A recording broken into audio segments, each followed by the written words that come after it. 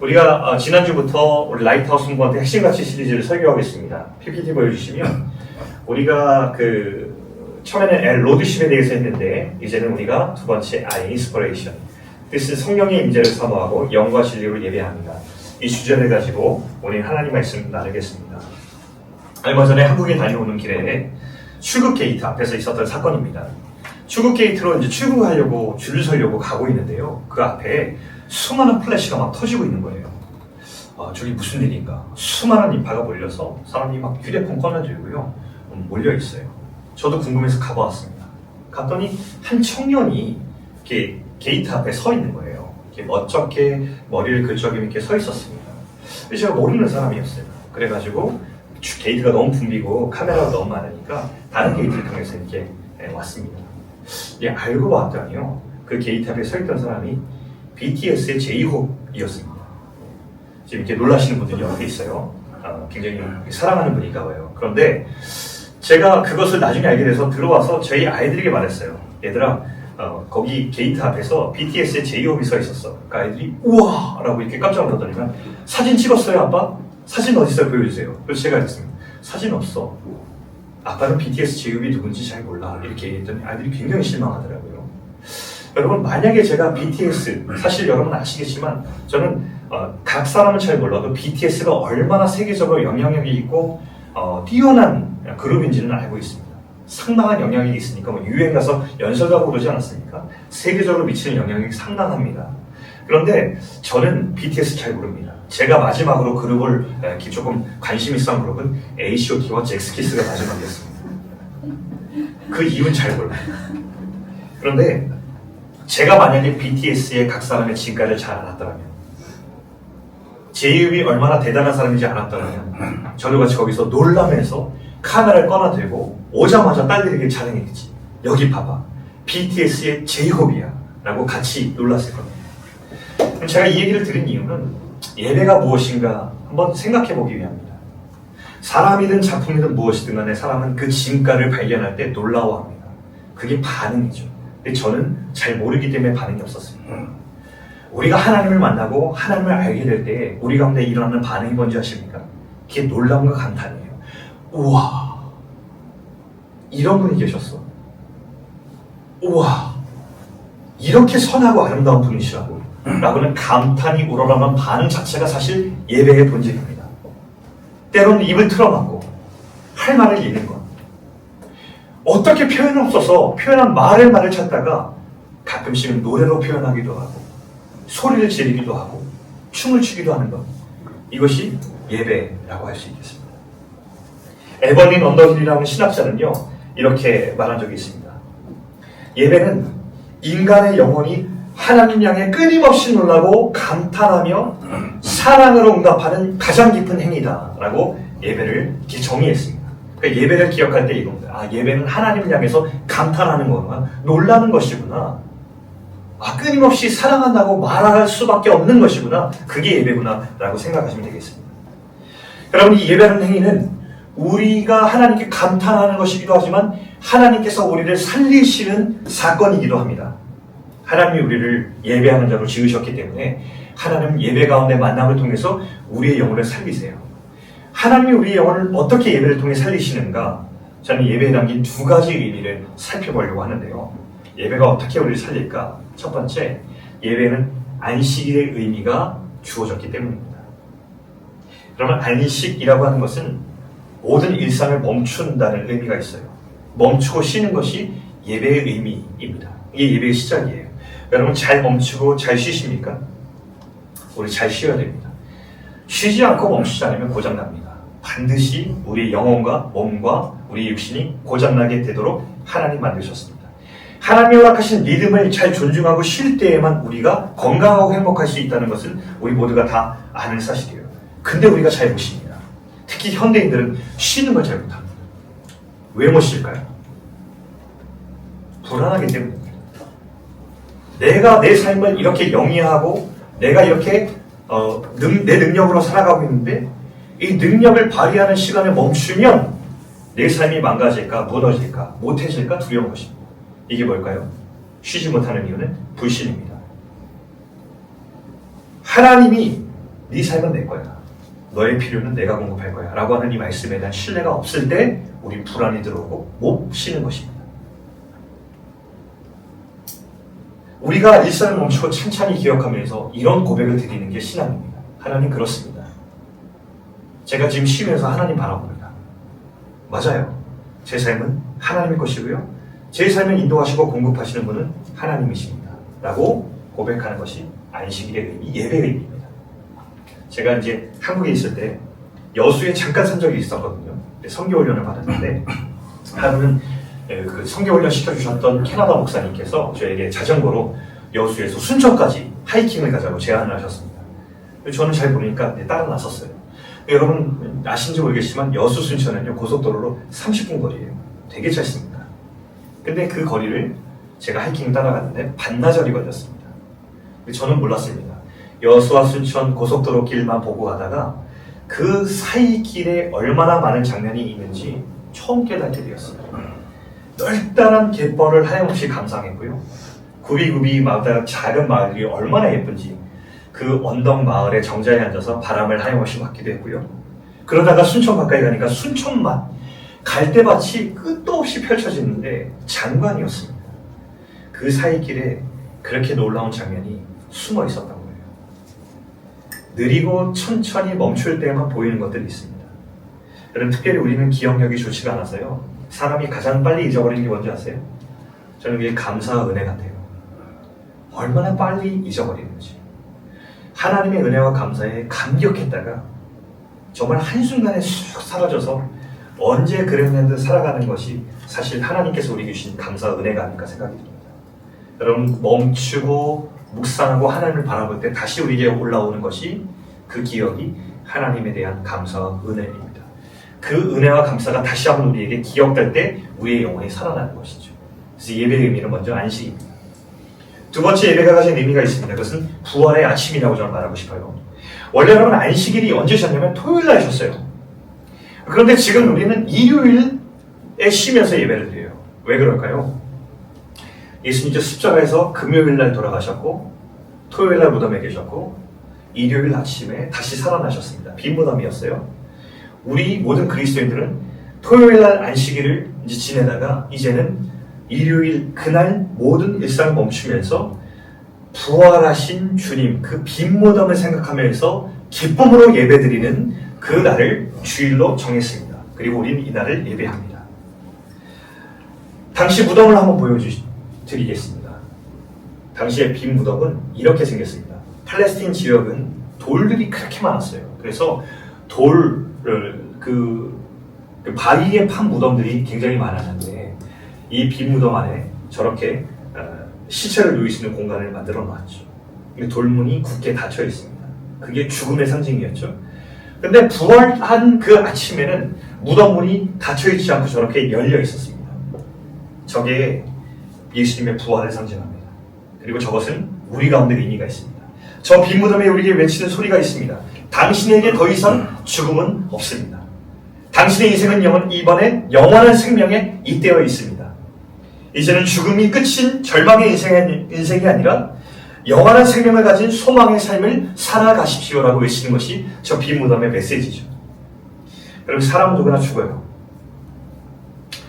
우리가 부인하든 인정하지 않든 회피하든 간에 누구나 죽습니다. 그 죽음 앞에 우리의 인간이 유한합니다. 죽음이 찾아오는 시기도 누구나 알 수 없습니다. 누가 언제 죽을지 우리는 다 알 수 없습니다.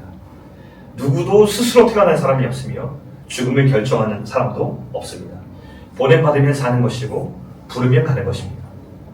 칼바르트라는 신학자가 뭐라고 얘기했냐면요. 죽음은 하나님의 소원장이다. 하나님이 부르시면 돌아가는 것이다. 이렇게 얘기했습니다. 근데 여러분 사람들이 죽음에 대한 방식이 어떠냐면요. 하나님이 이렇게 부르시는 그날 죽음에 대한 두려움이 다 있어서 예로부터 우리 한국 문화도 그렇고 죽음 앞에서 사람들은 두려워 떨거나 아니면 회피하는 것이 일반적입니다. 꺼림칙하기 때문에 그래요. 여러분 아닌 것 같죠? 난 죽음 앞에 덤덤합니다. 근데 우리 역사적으로 보니까 아무리 덤덤한 사람도 마침 죽음 앞에 있으면 엄청 떨더라고요. 제가 만난 한 분이 있습니다. 93세 되는 할아버지였어요. 한국에서 목회할 때 이분의 따님에게서 전화가 왔습니다. 목사님, 우리 아버지에게 세례를 좀 주세요. 아버지가 곧 돌아가실 것 같아요. 그랬습니다. 가봐왔더니 진짜로 이제 한 할아버지께서 굉장히 쇠약하신 모습으로 자리에 누워 계셨습니다.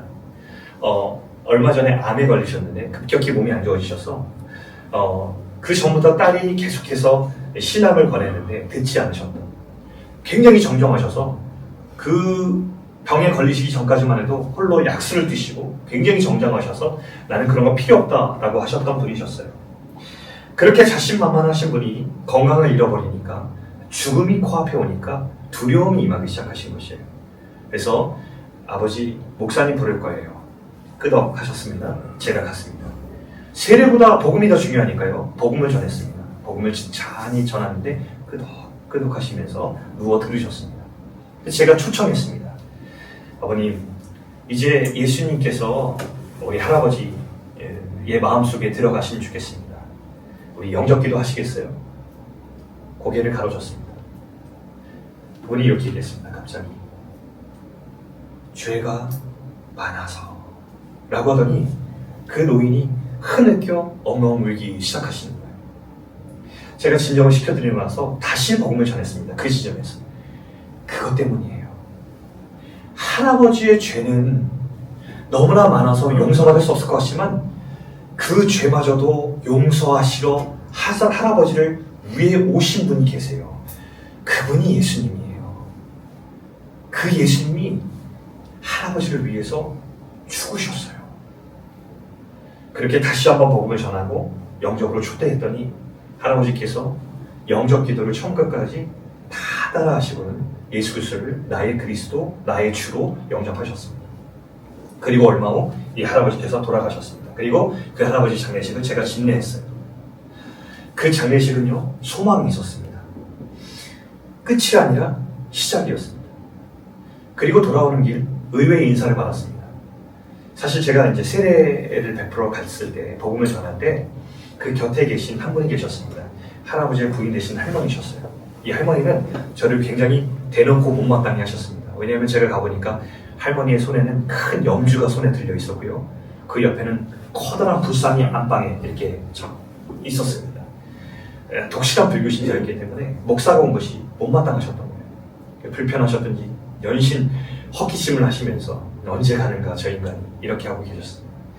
장례식을 마쳤을 때 그 장례식이 이 할머니에게도 메시지가 되었던 것 같아요. 제가 돌아가는 길에 목사님 정말 수고 많으셨습니다 라고 하고 정중히 허리를 숙여 인사하시더니 더 놀라운 일은 그 장례식을 마친 그 주일부터 스스로 예배에 나오셔서 예배를 드렸습니다. 예배는 죽음에서 생명으로 나를 옮기신 예수님께 하신 부활을 기뻐하는 것입니다. 내 안에 더 이상 죽음의 힘이 작동하지 않는다는 것을 확신함으로 알 수 없는 기쁨이 내 안에서 샘솟는 것을 느끼는 것입니다. 예배는 다시 살아난 자들이 모여서 우리가 예수님 때문에 당신도 살고 나도 살았다라고 하는 그 환희에 차서 같이 기뻐하고 주님의 사랑을 외치고 노래하는 그런 특별한 시간입니다. 그래서 지금 내게 주어진 삶의 상황이 괴롭고 폭풍 가운데 있어도 내게 결국 생명을 주신 그 하나님의 은혜를 바라보면서 오늘도 우리 같이 견뎌내 봅시다. 우리 그래도 같이 한번 살아내 봅시다라고 서로 위로와 격려하면서 그 부활을 기뻐하는 예배를 드리는 것이죠. 사실 여러분, 무엇이 우리 삶입니까? 이것이 우리를 살립니다. 이것이 예배의 깃든 두 가지 의미예요. 주님을 바라보고 주님이 우리에게 주신 생명을 기뻐하는 것입니다. 그런데 오늘 우리의 예배에 대한 모습을 들여다보니까 예배의 본질과 의미에 대해서 동떨어져 있는 예배의 모습을 많이 봅니다. 물론 아직 그리스도를 영접하지 않은 사람들은 충분히 그럴 수 있습니다. 그런 사람들은 우리 예배 가운데 온 것만 해도 우리가 다 같이 환대하고 기뻐해야 됩니다. 아직 스테이지가 예수님을 믿고 싶은데 하는 분들은 예배에 대해서 여기 와서 예배를 관찰하고 우리 예배 가운데 함께하는 것 자체가 우리 가운데 기쁨입니다. 그러나 오랫동안 예배를 드리면서도 우리 가운데 예배의 의미와 본질에 동떨어진 예배의 모습들이 우리 가운데 있는 것도 사실입니다. 그것들을 먼저 우리가 나누면서 참된 예배가 무엇인지에 대해서 생각해 보겠습니다. 먼저 출석형 예배가 있습니다. 예배를 건물이나 공간으로 이해해서 그 공간 안에 가는 것에 예배의 의미를 두는 그런 예배가 있어요. 하나님을 찬찬히 바라보지도 예수님께서 내게 하신 일에 대한 감격도 일어나지 않지만 오늘도 나는 교회에 출석했습니다. 예배가 지루하고 대표 기도가 길고 설교가 이해되지 않아도 무슨 내용이어도 상관이 없습니다. 예배는 여느 때처럼 1시간 안에 끝날 것이고 이 예배가 끝나면 맛있는 점심을 먹을 수 있습니다. 오늘도 주일을 성수했다는 뿌듯함과 만족함 때문에 육체적으로 정신적으로 포만감을 느끼게 되죠. 주일 성수는 해야 안전한 것입니다. 축복을 받습니다. 그리고 예배를 드리면서 우리는 이렇게 고백합니다. 하나님, 오늘도 주일 성수한 내게 축복을 주시옵소서. 이게 출석형 예배입니다. 두 번째로는 무미건조형 예배도 있습니다. 무채색과 같은 예배예요. 이게 마치 예배라기보다도 어떤 본질과 의미를 떠난 제사 같은 예배가 있습니다. 순서에 따라서 예배를 드리고 있는데 그 안에 삭막함과 냉랭함이 있습니다. 웃음도 없고요, 눈물도 없고 표정도 없고 표현도 없습니다. 그냥 순서에 따른 정적이고 고요하고 표정이 없는 예배라고 할 수 있겠습니다. 이런 예배의 특징은 예배의 횟수가 강조되고 헌신이 강조되고 헌금과 봉사, 의무가 강조되는 예배가 이렇습니다. 사람들이 몰라보기에 지쳐 있습니다. 생기도 없습니다. 그런데 거기에 안장은 있습니다. 설교가 선포될 때 거기에는 하나님이 하신 일에 대한 감격과 우리를 찾아오실 사랑에 대한 이야기보다도 의무와 강요, 헌신만 남아있습니다. 셋째로 관람형 예배가 있습니다. 현대에 유행하는 그리고 조심해야 하는 예배라고 할 수 있겠습니다. 여러분, 예배를 구경하는 사람들이 있습니다. 대형화된 예배의 특징이자 위기라고 할 수 있겠습니다. 잘 짜여진 한 편의 퍼포먼스를 관람하는 듯한 예배라고 할 수 있겠습니다. 여러분, 물론 모든 예배자가 그러지 않을 것입니다. 거기서 하나님 만나는 사람이 있겠죠. 그러나 그 안에 조심스러운 경계가 있습니다. 예배를 준비한 사람들은 주체적이고 능동적이고 화려한데, 그러나 예배하는 사람들은 그 안에서 무언가 관람하고 보는 듯한 그런 위기들이 있는 것이죠. 화려한 세션과 반짝인 조명과 LED와 예배의 여러 요소들이 우리의 오감을 자극하고 만족감을 줍니다. 하지만 예배를 드렸다는 이 참여보다도 예배를 받다, 예배 가운데 무엇을 받았다라는 느낌을 가지고 돌아가는 예배가 바로 이런 관람형 예배일 것입니다. 의자에 앉아서 오늘 당신들은 얼마나 좋은 것을 준비했지? 얼마나 감동이 있지? 당신 설교 자리만에 올라오는데 얼마나 감동적이고 유익한 설교로 내 마음을 채울 것이지? 라고 바라보는 것이 관람형 예배일 것입니다. 저는 이런 모든 예배들이 우리 교회 안에서 떠나가고 참되고 진실한 예배 가운데로 나아갈 수 있는 길이 우리 가운데 새롭게 열리기를 바랍니다. 오늘 본문 가운데서 예수님께서 우리에게 말씀하십니다. 24절 말씀 함께 보겠습니다. 우리 같이 한번 참된 예배에 대해 말씀하신 예수님의 음성을 같이 읽어보겠습니다. 자, 시작. 하나님은 영이시니 예배하는 자가 영과 진리로 예배할지니라. 그럼 참된 예배는 영과 진리로 예배하는 자입니다. 영과 진리로 드리는 예배가 무슨 말일까요? 이게 진실한 예배를 말하는 건데요. 이것을 더 쉽게 말하면 성령과 말씀 안에 드리는 예배를 말하는 것입니다. 성령 안에 드리는 예배가 무엇일까요? 오해하는 분들이 많이 계세요. 성령 안에 드리는 예배라고 한다면 기적이 일어나고 병이 낫고 통성으로 뭔가 기도를 하고 방언이 막 나오고 병이 고쳐지고 막 이런 일들이 일어나는 것이 성령 안에 있는 신비하고 은사적인 예배다라고 말할 수 있는데, 여러분, 성령님은요 굉장히 인격적인 분이시라는 것을 우리가 알아야 되겠습니다. 요한복음 14장 26절에 성령이 누구시냐라고 얘기하면 이렇게 얘기하고 있어요. 너희에게 성령 그가 너희에게 모든 것을 가르치고 내가 너희에게 말한 모든 것을 생각나게 하리라. 성령께서 하시는 일은요 뭔지 아세요? 우리 가운데 하나님이 누구신지, 하나님이 우리에게 어떤 분이신지를 생각나게 하는, 기억나게 하는 하나님의 영이 성령이에요. 성령 안에 드린 예배는 뭐냐면요, 이 안에서 우리가 예배할 때 아까 우리가 예배의 의미 봤잖아요. 성령님이 하나님에 대해서 기억나게 하시는 거예요.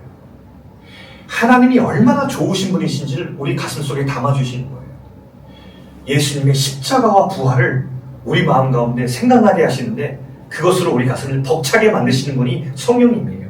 그래서 우리가 가만히 있을 수 없게 만드시는 분. 성령님은 우리에게 눈물도 주시고 놀람도 주시고 감격도 주시고 우리에게 그것을 표현치 않고는 견딜 수 없는 마음들을 주시는 분이 성령님이에요. 이게 성령 안에 드리는 예배예요. 그래서 성령 안에 드리는 예배는 굉장히 주관적인 표현들이 들어가게 돼 있어요. 그럼 예배 가운데 우는 건 부끄러운 게 아닙니다. 그럼 예배 가운데 우리 가운데 주시는 은혜가 있으면 감격이 되면 울고 눈물 흘리고 기뻐하고 박수치고 표현하고 우리 가운데 그런 마음들이 드러나는 것이 성령 안에 드리는 예배입니다. 주님의 사람이 기억이 나고 주님이 내게 하신 일이 기억나고 주님이 돌보신 은혜가 내 가운데 소용돌이시는데 우리가 어떻게 잠잠할 수 있겠습니까? 그게 성령 안에 드리는 예배예요. 진실한 예배자들은 몸이 건조할 수 없고 구경할 수 없고 관람할 수 없어요. 겉으로는 요란하지 않아도 우리 속 안에서는 하나님께서 성령께서 우리 가운데 하시는 일들이 정말로 역동적으로 일어나는 것이 정말로 성령 안에 드리는 진실한 예배라고 할 수 있는 것이죠. 저는 우리 소금공동체의 예배가 그런 예배의 모습이 될 수 있기를 축복합니다. 또 하나 진리로 드리는 예배가 있습니다. 성령과 진리 안에서 드리는 예배는 무엇을 말할까요? 이것은 우리의 주관적인 고백의 근거가 되는 하나님의 말씀이 바르게 선포되는 그런 예배입니다. 그런 말씀이 사라진 뜨거움은 맹신과 강신이 될 수 있습니다. 덮어놓고 열심히 믿는 행위는 건강하지 않고 위험합니다. 항상 우리의 뜨거움과 눈물과 감격과 우리의 표현의 근거가 되는 하나님의 말씀이 너무나 중요합니다. 내가 무엇 때문에 뜨거운지, 내가 무엇 때문에 이렇게 경배를 드리고 있는지를 말씀을 통해서 듣는 것, 이것이 하나님의 말씀, 진리가 살아있는 예배입니다. 여러분, 우리 성도님들이 항상 제가 바라고 기대하는 것은 성도님들이 이 말씀 가운데 경청하는 예배자가 되길 원합니다. 이것은 설교자가 말하는 것을 잘 듣는 것을 의미하는 것이 아니라 더 나아가서 설교자에게 하나님의 말씀을 들려주십시오. 우리에게 하나님께서 뭐라고 말씀하시고 어떤 마음과 어떤 생각과 뜻이 있는지를 분명하고 밝히 드러내서 말씀해 주십시오라고 하는 여러분의 눈동자와 태도와 진심이 여러분 가운데 있기를 축복합니다.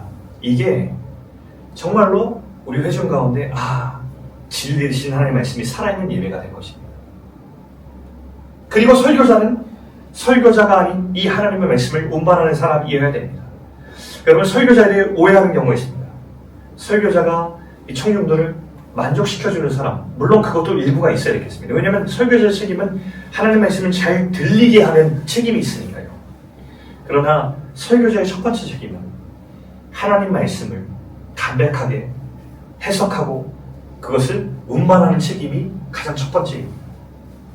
그리고 이 운반했을 때 우리 회중들이 능동적이고 역동적으로 그것을 경청하고 가슴에 새기고 반응하는 것, 이것이 진리의 말씀 안에 드리는 진실한 예배입니다. 저는 그래서 우리가 지금 제가 설교하고 있지 않습니까? 전 제가 가장 주체적이고 능동적이라고 생각하지 않습니다. 이 시간 가운데 가장 역동적이고 능동적인 주체가 누구입니까? 저는 오히려 저보다 여기 앉아있는 우리 여러분들 각 사람이라고 생각합니다. 여러분, 이 말씀이 들려줄 때 여러분들이 여기에 반응하고 있고 이 말씀을 경청하고 있고 이 하나님의 말씀이 들려지는 것을 해석하고 있고 그 안에 역동적으로 이 가슴 속에서 반응하고 있는 행위 자체가 얼마나 능동적이고 역동적이고 얼마나 주체적인 행동인지를 여러분 생각할 수 있기를 바랍니다. 여러분, 하나님을 찬양하고 기도할 때는 가장 감정적인 사람이 되시고 하나님의 말씀이 선포돼서 그것을 경청할 때는 가장 차가운 지성을 가진 그런 머리를 가진 사람이 되십시오. 뜨거운 가슴으로 예배하고 차가운 지성으로 말씀을 이해하고 적용하는 참된 예배자, 영과 진리가 살아있는 그 안에서 예배하는 우리 되기를 축복합니다.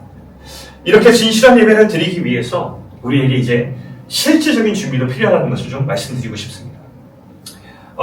여러분, 설교자가 설교 준비 없이 여기 섰다고 여러분 한번 상상해 보십시오.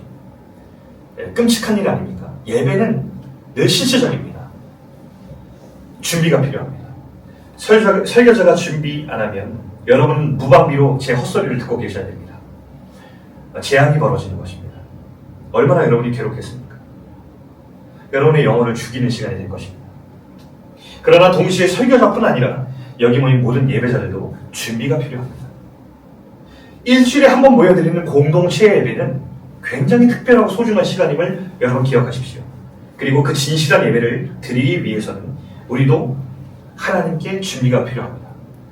참으로 놀라고 참으로 몰입하기 위해서 예배자의 시간도 준비가 필요하기 때문입니다. 여러분, 저는 목사라는 직무를 맡고 있기 때문에 자연스럽게 저는 좀 여러분들보다 그런 것들이 더 쉽습니다. 왜냐면 설교 준비하고 예배를 생각하고 해야 되는 사람이기 때문에 저는 자연스럽게 중간중간 제 한계를 느끼면 기도할 수밖에 없습니다. 하나님, 우리 예배가 뜨거운 예배가 되게 해주십시오. 어제도 여기 공간 안에 들어와서 여러분들을 위해서, 각 사람 위해서 기도했습니다. 하나님, 예배자로 살려주시고 뜨거운 예배를 드릴 수 있게 해주시고 하나님의 말씀으로 변화되는 우리 모두가 되게 해주십시오라고 기도를 했습니다. 여러분은 어떠십니까? 여러분 예배를 위해서 어떤 준비를 하고 이 자리에 오셨습니까?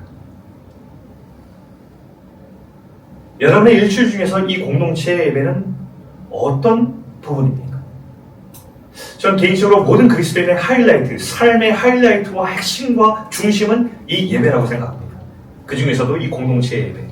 근데 여러분, 삶의 중심이 되는 이 공동체 예배를 어떻게 준비하고 여기 오셨습니까? 저는 주말이 되고 그러면 전 설교 때문에 떨리기도 하지만 설교 외에 여러분을 만나는 모든 시간들과 마주함과 이 예배와 찬양과 모든 순간들 속에서 긴장과 설렘이 공존합니다. 떨리기도 하고 설레기도 합니다. 나로 인해서 이 예배가 회방되면 안 될 텐데, 하나님 말씀이 말씀답게 전해져야 될 텐데 라는 긴장과 또 하나, 그럼에도 불구하고 하나님께서 우리 가운데 어떤 일을 행하실까, 우리를 어떻게 은혜를 주실까 라는 설렘이 공존합니다. 그런데 동시에 여러분도 그러셔야 됩니다. 여러분도 긴장하셔야 됩니다. 건강한 긴장이요. 여러분도 또한 설레셔야 됩니다. 이 삶의 중심이 되는 이 놀라운 예배 앞에서 여러분에게도 이런 준비가 필요해요. 그래야 가장 능동적이고 가장 역동적인 예배자로 여기 앉아있을 수 있어요. 여러분이 알다시피 우리 성공동체 예배에는 화려한 세션이 없습니다. 악기도 많지 않고요. 그리고 조명도 없습니다. 공간도 작고요. 우리 예배의 바이브를 더해줄 수많은 옆에 있는 곁에 군중들과 예배자들도 없습니다. 그러나 분명히 말씀드릴 수 있는 것은 우린 여전히 성령과 말씀 안에서 진실한 예배를 드릴 수 있습니다. 이건 확실합니다. 저와 여러분이 준비된 예배자로 우리에게 허락하신 이 소중하고 존귀한 예배 가운데서 진실한 예배를 드릴 수 있기를 축복합니다. 제가 몇 해 전에 캐나다에 있을 때 3주 휴가를 받아서 한국에 휴가를 나갔어요. 3주 휴가를 받아서 제일 먼저 하는 건강검진을 받았는데, 아니 이런 검진을 받았더니만 뭐가 발견됐다 그랬어요. 초음파에. 그래가지고 이제 여기서 조직 검사해야 된다고 오라 그래가지고 이거 떼냈습니다. 떼내고 이제 조직검 결과를 했는데 저희 아내한테 문자가 왔습니다. 아내가 제 손을 탁 잡더니만 보여줘요. 보니까 조직검사 결과가 악성으로 판정되었다고 그러는 거예요. 그래서 저는 그때 이제 암에 대한 특히 이제 갑상선암에 대한 이해가 없었기 때문에 굉장히 생각이 많아졌습니다. 그리고 이 암의 크기와 종류에 따라서 생존율이 달라지는 것이기 때문에 그 사이의 시간을 좀 보내야 됐습니다. 그때 죽음과 제 삶에 대해서 많이 생각했습니다. 저는 목사가 굉장히 일찍 됐습니다. 그래서 저는 사람들의 죽음을 많이 목도했고요. 장례식도 많이 치렀습니다. 그래서 저는 죽음에 대해서 설교도 많이 했기 때문에 죽음에 대한 준비를 다른 사람보다 충분히 하고 있다 생각했습니다. 근데 아니더라고요. 그때 다시 죽음과 삶에 대해서 막 생각하던 시절이었습니다. 그리고 그 사이의 시간에 몇 번의 예배를 드려야 되는데 한 가지 분명해지는 것이 있었습니다. 그 사이의 시간에 가장 소중한 것 중에 하나가 있었는데 그것이 바로 하나님께 예배하는 시간이었습니다. 주일이 너무 기다려지더라고요. 주일날 예배를 드려지는 게 너무 기대가 되는 겁니다. 그때 제가 뭘 하고 싶었냐면 내 인생 가운데 찾아오신 예수 그리스도 앞에 마음껏 송축하고 마음껏 높여드리고 내 모든 것을 다 쏟아서 주님을 예배하고 싶은 마음이 막 드는 거예요. 예배가 이렇게 소중한 것이었구나. 그리고 말씀도 얼마나 기대가 되는지, 주님께서 내 인생 가운데 선포된 그 말씀, 하나님에 대해서, 하나님이 하신 일에 대해서 들려진 그 말씀을 내가 온 마음으로 껴안으리라 라고 하는 기대를 가지고 예배에 갔습니다. 여러분, 안타깝게도 그날 저는 마음껏 주님을 찬양할 수 있는 예배를 드리지도 못했고 마음껏 주님에 대해서 주님의 말씀을 껴안을 수 있는 기회도 갖지 못한 채 허탈한 마음으로 예배당을 나오게 되었습니다. 왜 그랬냐면요, 예배 가운데 전통과 형식에 갇혀서 저한테 참여할 기회를 좀처럼 주지 않았고, 안타깝게도 목사님의 설교 안에서 하나님이 누구신지가 아니라 의무와 교훈으로 끝나는 그 예배로 하나님의 이야기를 거의 들을 수 없었기 때문에 그랬습니다. 그리고 저를 돌아봤습니다. 내가 그동안 함께 인도하고 설교한 내용 중에서 나도 저런 예배를 인도하고 있진 않았을까? 나는 함께 예배를 드릴 때 어쩌면 가장 진실하게 예배를 드리고 하는 예배자가 찾아왔을 때 그 예배자가 하나님을 마음껏 송축할 수 있는 예배를 내가 드렸나? 내 설교는 하나님을 이야기를 듣고 싶어서 찾아온 사람에게 하나님이 어떤 분이시며 하나님이 어떤 일을 행하셨는지를 선포하는 설교를 했나? 나는 돌아보곤 하면서 이런 결단을 하게 됐어요. 앞으로 내가 인도하는 예배 속에서는 적어도 하나님을 높여드리는 예배, 내가 설교할 기회를 얻는다면 그 설교는 하나님에 대해서 이야기를 하는 설교가 되면 좋겠다라는 결단을 하게 되었습니다. 사랑하는 우리 소공동체 성도 여러분, 우리 공동체의 예배는 앞으로도 유연하게 얼마든지 변화될 것입니다. 우리가 하나님을 더 깊이 예배할 수 있고 더 진실하게 예배할 수 있다면 우리는 얼마든지 형식 바꿀 수 있습니다. 그러나 한 가지 간절히 바라는 것은 우리가 성령과 말씀 안에서 진실되게 예배하는 예배를 드리면 좋겠습니다. 저뿐 아니라 우리 모든 구성원들이 오늘 우리 모든 예배가 몹시 기다려지고 기대되고 기도로 준비하고 내가 할 수 있는 실질적인 준비를 우리가 잘 마련해서 하나님을 기억하고 하나님께 감탄하고 하나님 앞에 몰입할 수 있는 그런 예배가 우리의 예배가 될 수 있기를 축복합니다. 이 예배를 통해서 우리의 영혼이 살아나는 놀라운 변화가 경험되길 원하고 예배드리는 시간이 우리 모두에게 행복한 시간이 되기를 원합니다.